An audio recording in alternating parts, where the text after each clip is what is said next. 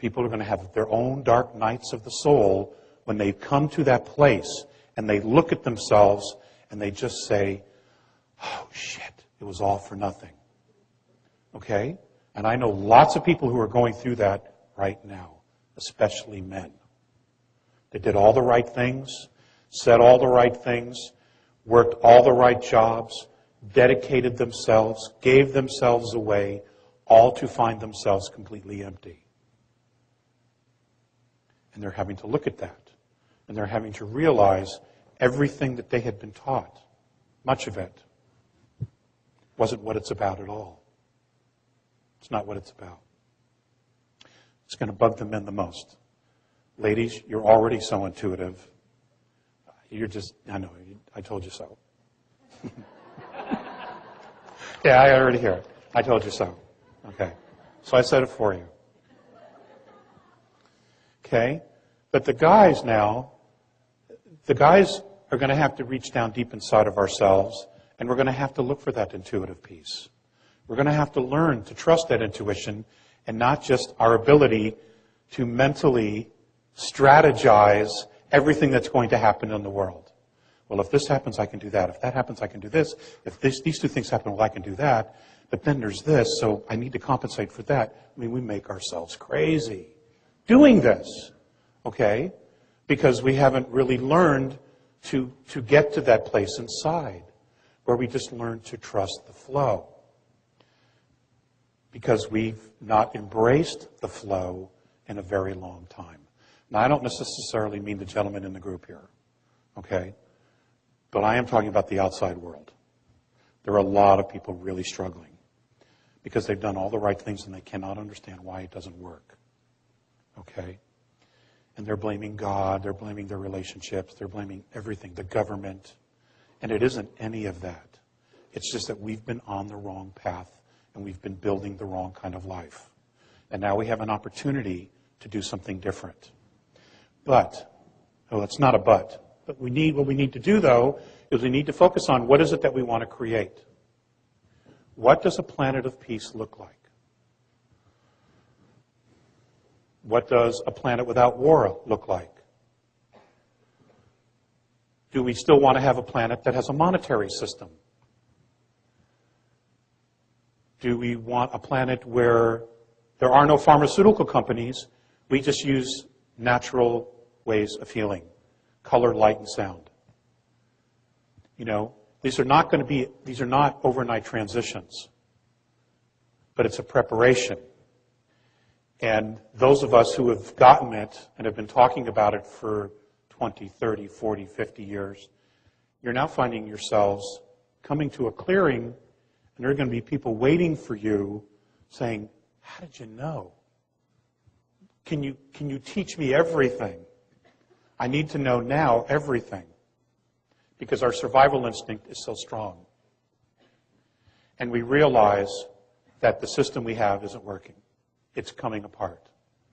And we're blessed that it hasn't happened all at once, that we can take this gradually. But it is happening. Okay? The blinds are being lifted. People are coming out of their comas. And this is what it's about. And it's happening in all walks of life.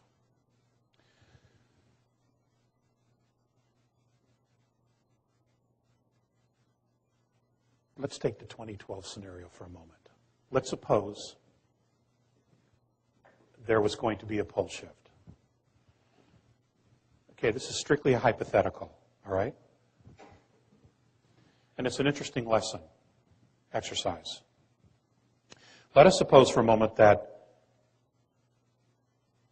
there was going to be a pole shift, and half of the world's population was going to be gone.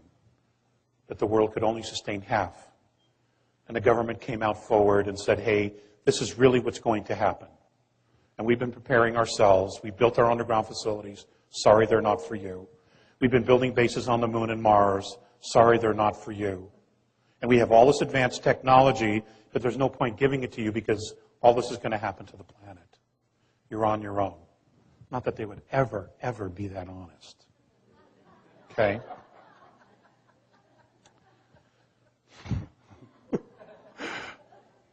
Okay, well, let's just suppose. So let's suppose you now knew for a fact that we had a year and a half to 2 years. No one knew who was going to make it. You didn't know where the safe places were. What would you do different with your life? What would you do with those last 2 years? Would you start selling real estate? Right? Would you become an artist? Would you allow yourself to fall in love again? Would you allow yourself to give forgiveness that you've been denying someone? Would you want to heal old relationships? Would you want to write a book? Would you want to travel? Would you want to learn to swim? I mean, whatever. What would you do differently if you knew you had 2 years? Now, I'm talking about as a planet. Now, individually, people face these realities every day through disease, cancer, and the such. You know, and they're the bravest people in the world because they know. They've been given a diagnosis that's terminal. Many don't die, but others do. But they live with that every day. And every day, they have the courage to get up and keep doing whatever it is that they want to do. What would we do differently as a society, as a global planet? This is not just an American issue. This is a planetary issue. And I have to tell you, the extraterrestrials don't see us as Russians, Chinese, Americans, Japanese. They don't see any of that. We are one race. Irregardless of our differences and our languages, we are one race to them. Only we don't believe that. We're the only ones who don't believe that. Okay? What would we do differently? What would you do with your life?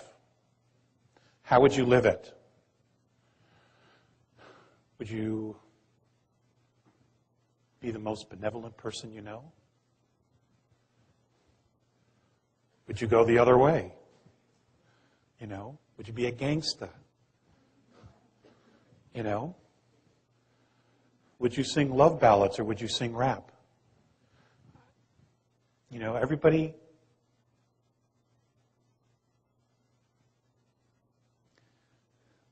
The reason I ask this is that the future isn't set. Now there's talk, I heard something recently about a star going nova. That's about 3,200 light years from us. Don't worry about that. There is more than enough help here that that's not how it's going to go for us. Okay? That's not going to happen. I mean, it may go nova, but technology exists, and there are plenty of resources in our particular solar system right now to ensure that that's not how we're going to end. Okay? Because there are a lot of people very, very curious about us. Now, the reason I say that is that we are a planet that has 22 very specific genetic markers. Okay? We are a collection, a collage, a compendium of many different extraterrestrial races living together. This is not common out there. Okay? Especially in third density in a very complex ecosystem like we have. Okay? It's not, there aren't that many. And they're here to watch us because we are, as a civilization, at a place where many of them have been before. And that is that we are spiritually evolving.